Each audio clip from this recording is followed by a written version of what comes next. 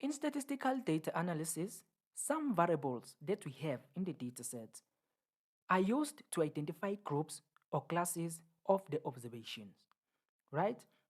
So we call those variables categorical variables.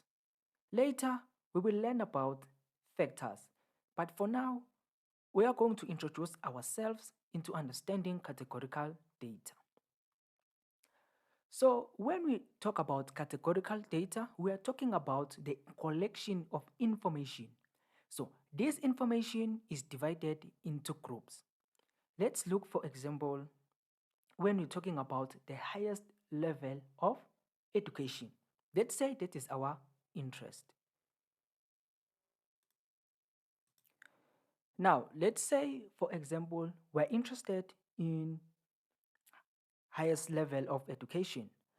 So we can have some students which can have obtained high school or a Bachelor of Science or a Master's or a PhD. So we can group according to these variables. Okay. And another example is gender, right? We can group males and females, or say maybe we're talking about the satisfaction, right? It can go from very poor, poor, neutral, good to very good, right? Another thing that we should know is that categorical data, it can also take numerical values. Say, for example, 1 can indicate yes and 2 indicate no. However, if we look into these two values, these numbers don't have mathematical meaning.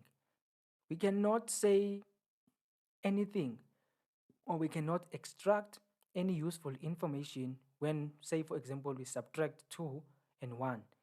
There is no mathematical meaning.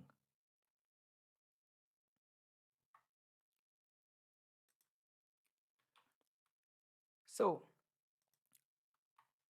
so now let us look into the types of categorical data. We have nominal data and ordinal data.